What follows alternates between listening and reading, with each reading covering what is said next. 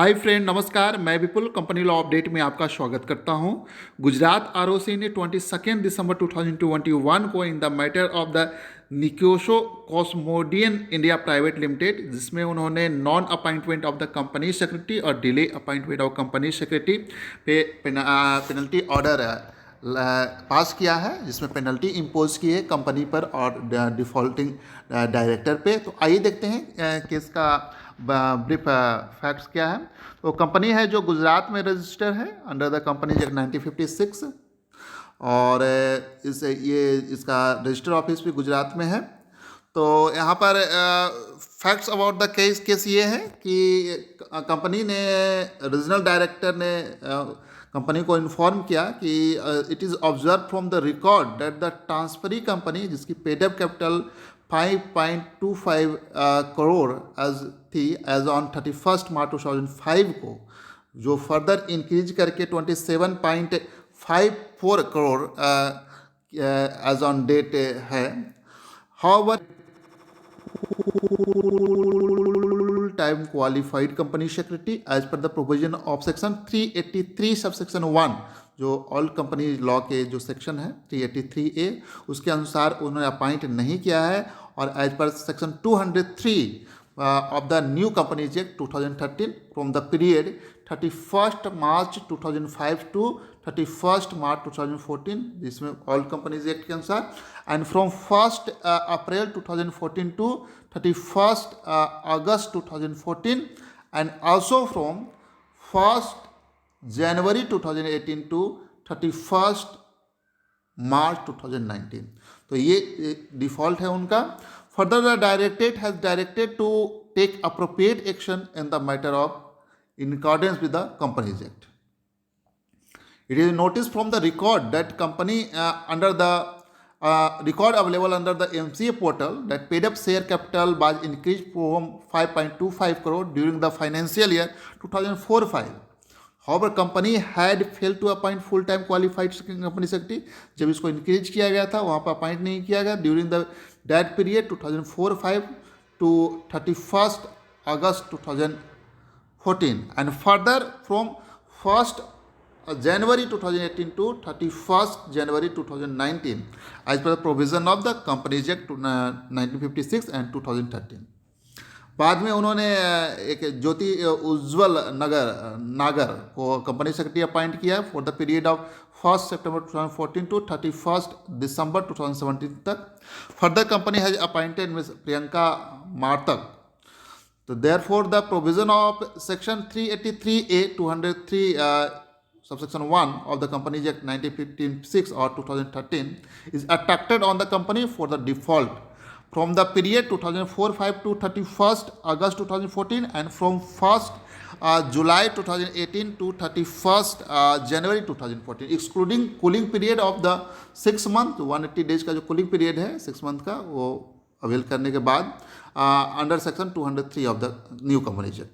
According matter did proceed for adjudication action from the period from 2nd November 2018 to 31st January 2019 as per the new companies act only। यहाँ पर देखिए proceed जो है उसका education का ये 2nd नवंबर 2018 से 31st जनवरी 2019 के लिए ही प्रोसीड किया गया है। Apart from the above default for the provision of companies act will be cognizant separately। Company law के जो प्रोविजन है वो इस तरह है। एज पर सेक्शन 203 सबसेक्शन 1 के अनुसार every company belonging to such class of classes of company as may be prescribed under rule 8A shall appoint a whole time company secretary. और रूल 8A जो ये कहता है कि company other than company cover under rule 8 which has a paid up capital of 5 crore rupee or more shall have a whole time company secretary। अब ये limit बढ़ा दिया गया है। एप्लीकेबल था उस समय जिसमें फाइनेंशियल ईयर जिसमें डिफॉल्ट हुआ था before 1st April 2020 prior to the substituted by new company and remuneration of managerial personnel amendment rule 2020। Subsection 5 of section 203 provide that if company make default in the complying the provision of this section, such company shall be liable to penalty of 5 lakh rupees and every director and KMP whose default shall be liable for penalty of 50,000 rupees, and where default is continuing one, with a further penalty of 1,000 rupees for each day and after the first, during which such a default continues but not exceeding 5 lakh rupees. Show cause के notice के reply में जो company ने दिया, तो company को show cause notice issue हुआ, तो as company an officer in default, तो इसके रिप्लाई में कंपनी ने नोटिस दिया, और रिप्लाई में उन्होंने कहा, रिटर्न रिप्लाई में कि यहाँ पर आप देख सकते हैं कि company has admitted the default during the period from 2004-5 to 2013-14।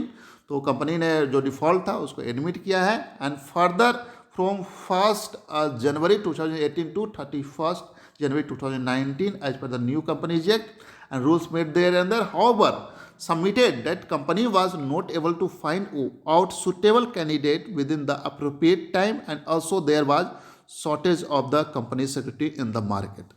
Further submitted that the company actively supported CSR activities during the second wave of COVID-19 pandemic. The company had given the full support for the startup of air separation plant to produce and supply of oxygen to hospital to save the lives of the COVID patient without taking any monetary benefit from government. Company has further submitted that the company has appointed full-time company secretary Ms. Priyanka Marthak and made the compliance of section 203 or 383A of the Companies Act, and requested to waive the legal action for our inadvertent mistakes in past.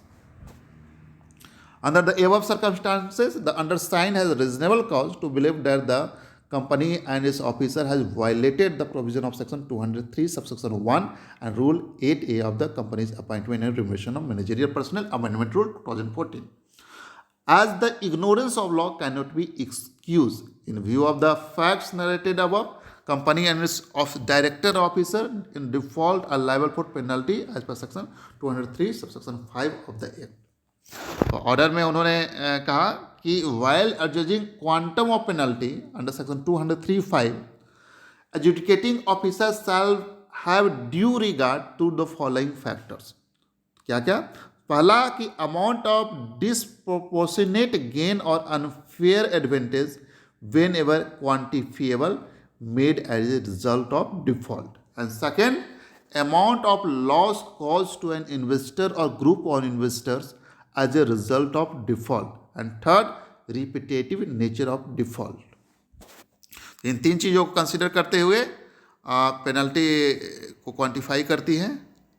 With regard to the above factors to be considered while determining the quantum of penalty, it is noted that disproportionate gain or unfair advantage made by the noticee or a loss caused to the investor as a result of delay on the part of the notice to redress the investor grievances are not available on record.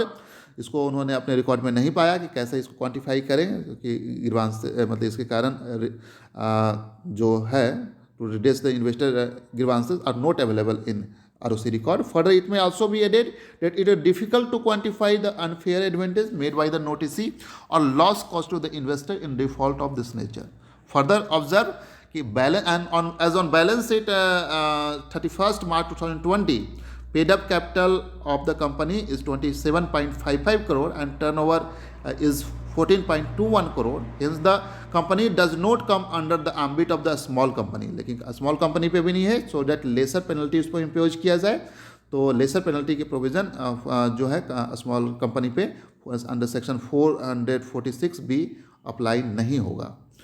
Having considered the facts and circumstances, a submission made by the noticee through written submission and oral submission by authorized representative during personal hearing, and after taking into account the factors above, I hereby impose a penalty on the company and its director as per the table below for the violation of section 203 subsection 1, and read with the rule 8A.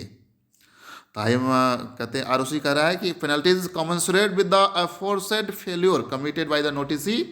यहाँ पर company पे जो penalty जो थी as per new companies act के provision के अनुसार 5 लाख और कंटिन्यू फेल्योर जो है 90 डेज का तो 1000, एंड टोटल पेनल्टी 5,90,000 जाती है. लेकिन as per the provision of the company act maximum penalty 5 lakh तक इम्पोज की जा सकती है। मैक्सिमम पेनल्टी 5 लाख यहाँ इम्पोज की, और जो डायरेक्टर है, वन ऑफ द डायरेक्टर 50,000 और प्लस 90 डेज का 1,40,000, तो 1,40,000 टोटल 6.4 लैक्स मैक्सिमम पेनल्टी यहाँ पे इम्पोज कीजिए। फॉर द डिफॉल्ट पीरियड यहाँ पर काउंट किया है 1 November 2018 to 31 January 2019 as company secretary appointed with effect from 1 February 2019। तो ये न्यू कंपनी एक्ट के प्रोविजन का जो डिफॉल्ट हुआ है उसी के अकॉर्डिंगली कंप्लीट किया है। Notices shall pay the amount of penalty individually for the company and its directors by way of e-payment, pay miscellaneous fee, and within the 90 days of this order, and challan SR generated after payment of penalty file in INC 28 under the MCA portal. Appeal, if any, against this order may be filed in the writing with the RD, Northern RD, within a period of 60 days from the date of the receipt order in form ADJ, setting for the grounds of appeal and shall accompanied by certified copy of this order. आगे कहती है, please note that as per the provisions of section 454 subsection 8(1) of the company act, where company does not pay the penalty imposed by the executing officer within period of 90 days from the date of receipt of the copy order, company shall be punishable with fine which shall not be less than, अगर पे नहीं करती है timely तो in that case company shall be punishable with fine which shall not be less than 25,000 rupee but which में extend to 5 lakh rupees further as per section 454 subsection 8 subsection 2, where an officer of the company whose default does not pay the penalty within the period of 90 days from the date of the receipt, such officer shall be punishable with imprisonment which may extend to 6 months or fine which is not less than 25,000 rupees but which may extend to 1 lakh or both. यहाँ पर as per section 454 subsection 8 in case of non compliance of this order, तो इस case में prosecution file किया जा सकता है under section 454 subsection 8 subsection 2. Thank you so much for watching this order. Be careful for appointment of the company secretary. Thank you so much.